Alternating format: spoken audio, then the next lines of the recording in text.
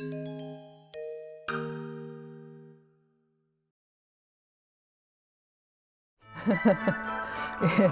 막 이렇게 눈에는 주름이 져 가지고 '뭐 하시는 짓인가.' 막 이렇게 생각하실 것 같은데, 그래도 이렇게 이제 우리가 성탄을 향하여 가고 있다 보니까 제가 한번 그 유튜브로라도 여러분들하고 좀 즐거움을 나누고 싶어서 이렇게 한번.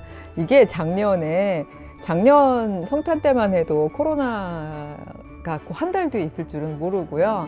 또 저희 학교 학생들하고 같이 이제 그 성탄을 축하하는 모임을 가졌었는데, 그때 친구들끼리 이제 하나씩 나눠 가진 루돌프 머리띠거든요. 예. 그래서 이걸 쓰고서 막 함께 지냈던 행복한 날들이 있었는데, 그런 일상이 사라진 게 지금 너무 좀 슬프기도 하고, 그래서 근본이 없지만 예수님의 탄생하고 루돌프는 아무 상관이 없잖아요. 예, 그런데 사실 제가 이렇게 근본 있게 꾸며보겠다고 막 성탄 트리도 치우고, 그 예수님을 상징하기도 하고, 또 이 말구유 막 이런 거 생각해서 막 이렇게 여기 저 아는 선생님이 선물로 주신 막 이렇게 어쨌든 굉장히 성탄 분위기 나게 꾸며놓고서는 전혀 근본 없이 루돌프 머리띠를 해서 좀 거슬리실지도 모르겠지만, 가끔씩은 또 이렇게 한번 환기, 그냥 저의 애정 어린 준비라고 좀 이해해 주셨으면 좋겠고요. 내용은 전혀 가볍지가 않습니다. 뺄까요? 뭐 이게 실시간이면 댓글로 막 제발 빼주세요 이러면 이렇게 보고 뺄 텐데, 빼고 하겠습니다. 자, 우리 마태복음하고 누가복음으로 휙 한번 넘어가 보려고 그러는데요. 사실 마태복음하고 누가복음으로 간다는 얘기는요, 우리가 사무엘 하다 말고 진짜 어마어마하게 건너뛴 거죠. 물론 돌아올 거예요. 제가 갑자기 거기를 다 주름치마 접듯이 접어버리고서는 우리 이제 신약합시다. 왕제도 너무 하기 싫었는데 왕으로 오신 하나님으로부터 다시 시작합시다. 이렇게 하려는 건 아니고요. 다만 제가 요즘에 느끼는 건데, 사실은 미드라쉬를 하려고 이 유튜브를 시작을 했는데, 말씀드렸듯이 미드라쉬는 이제 하나의 방법론이기도 하고, 근데 랍비들이 했던 일종의 주석의 내용들도 다 미드라쉬라고 부르거든요. 근데 우리는 평신도들이니까 사실 그 랍비들이 한 그 엄청난 고차원적인 미드라쉬를 저희가 다 가져와서 그거를 해석할 수는 없잖아요.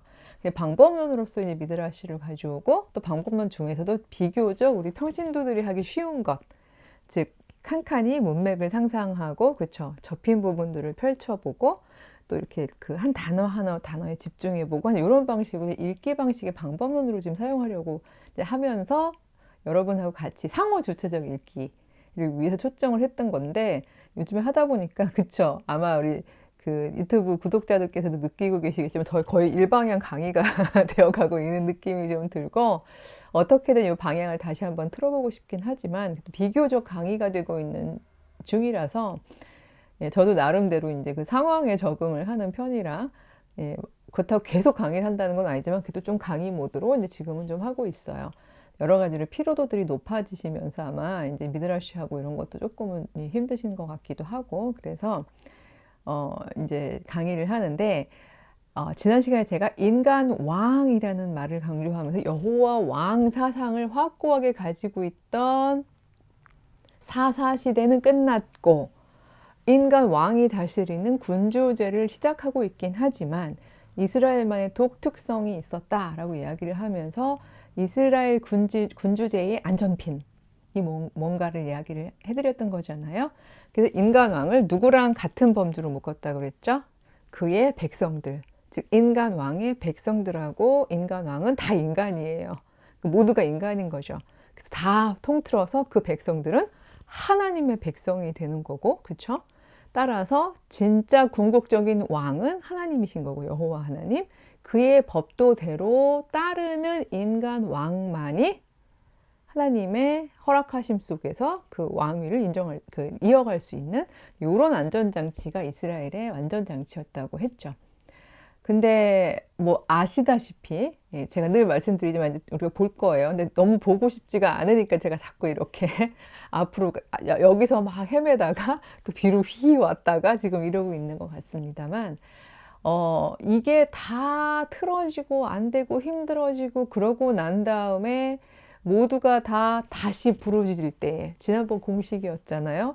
잊어버리고 악을 행하고 그래서 괴로워지고 그런 부르짖고 이게 하나의 공식이었는데 그렇게 부르짖을 때에 육신으로 오신 아기 예수님 그분의 탄생을 우리가 기뻐하는 지금 주간을 저희가 열고 있는 거잖아요.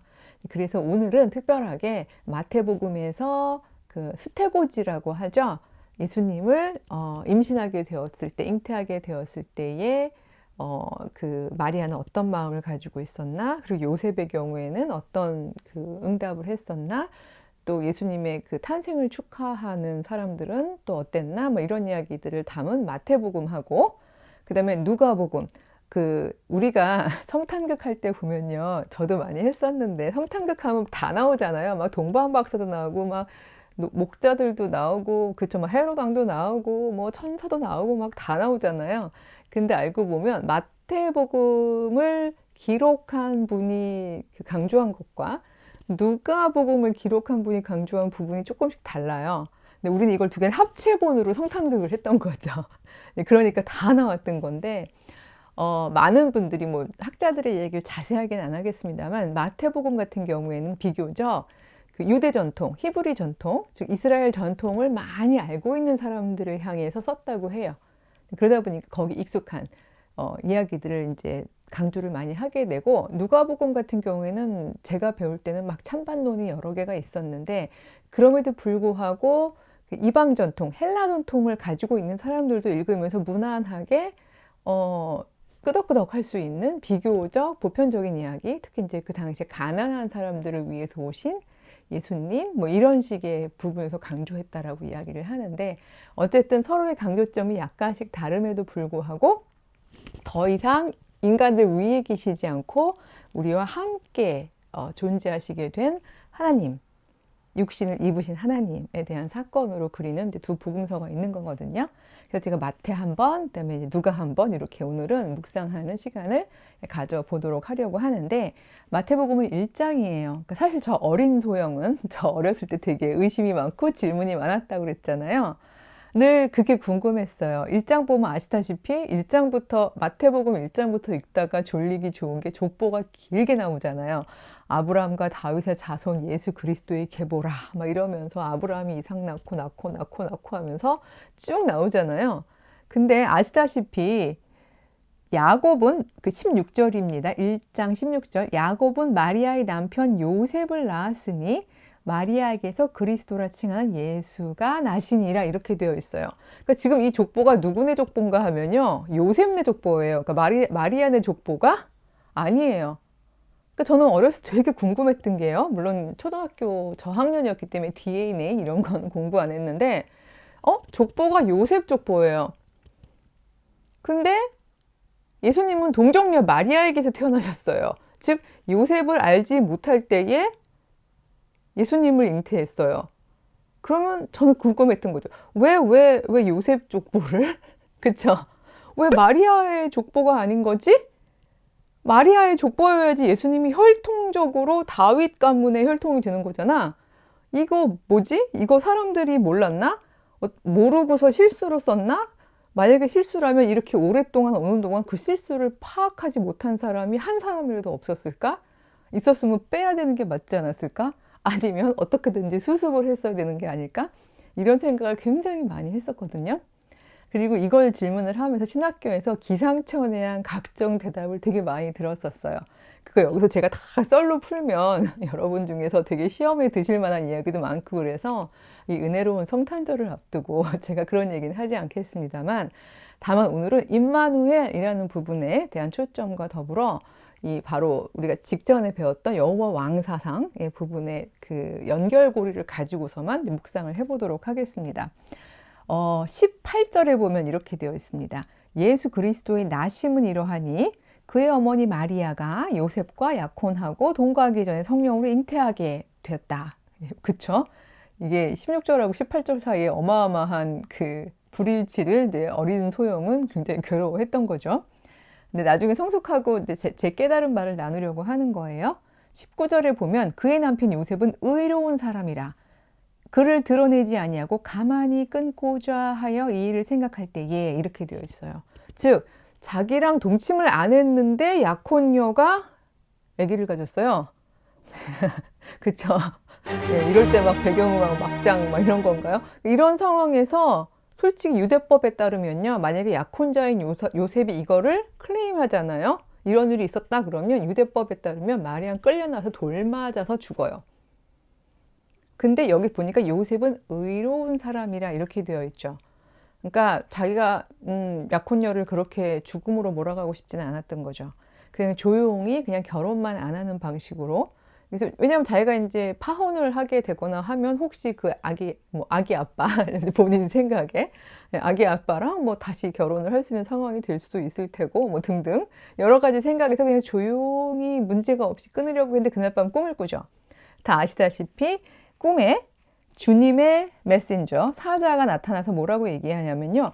다윗의 자손 요셉아, 너의 아내 마리아를 데려오기를 전혀 무서워하지 말아라. 그가 잉태한 그 아기는 성령으로 됐는데 아들을 낳게 될 거다. 그 이름은 예수다. 예수는요, 여호수아랑 같은 어원을 가지고 있어요. 즉, 그가 자기 백성을 죄에서 구원할 사람이다. 구원할 자다라는 의미가 있고요.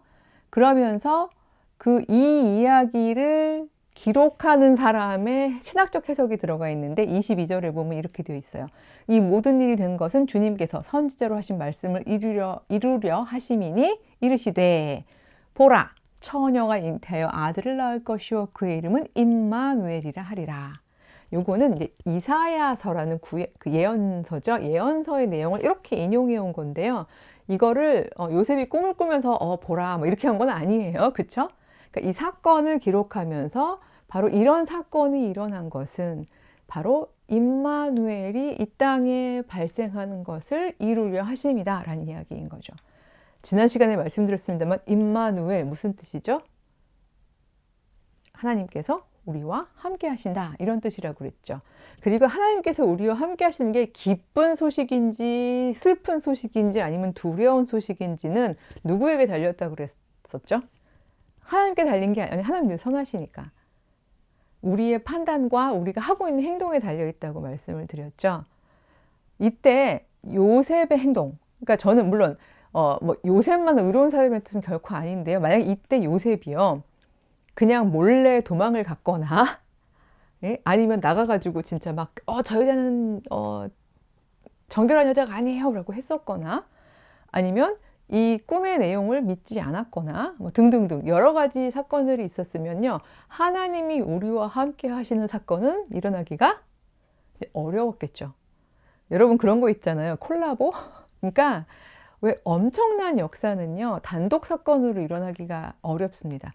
이렇게 계속해서 임마누엘 우리와 함께 하시는 그 하나님의 역사에 동참하는 사람들이 자꾸 이렇게 참여해서 아멘으로 응답할 때 그때 일이 발생을 해요.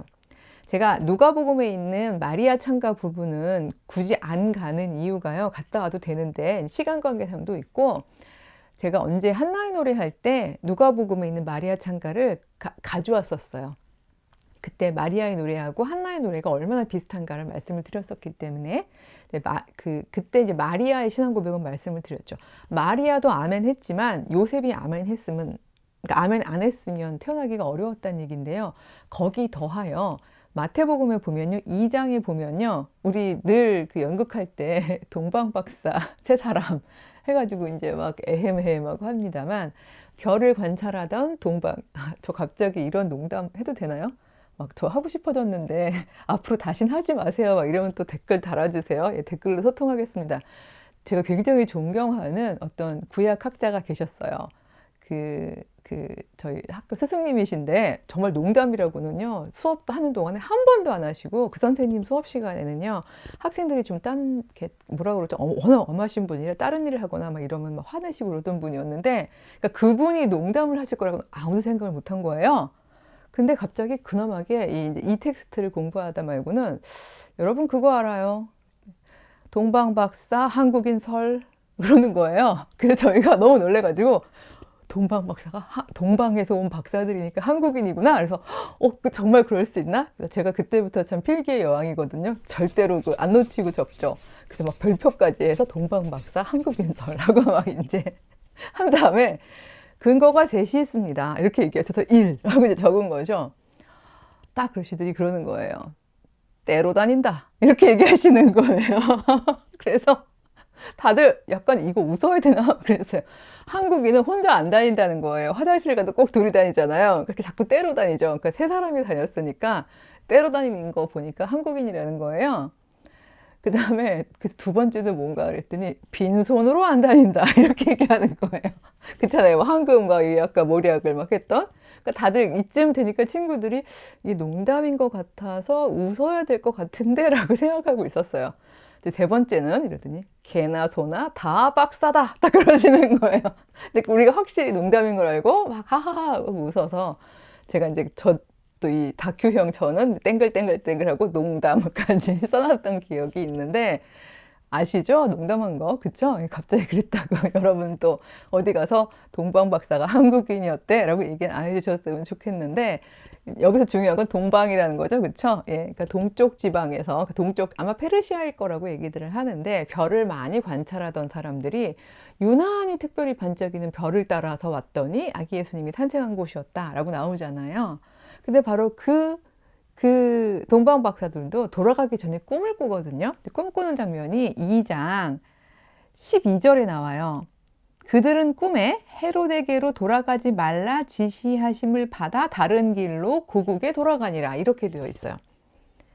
이게 왜 이랬냐면 이 박사들은요, 저거 왕의 별인데, 저거 왕이 태어나는 건데 싶어가지고 이렇게 따라가다 보니까 유대 땅으로 간 거죠. 그러니까 당연히 이 사람들은 어떤 전제를 가지고 있었어요. 당연히 왕이 될 사람이 태어난 거 보니까 왕궁에서 왕자님이 태어나셨나 보다. 그리고 왕궁에 간 거예요.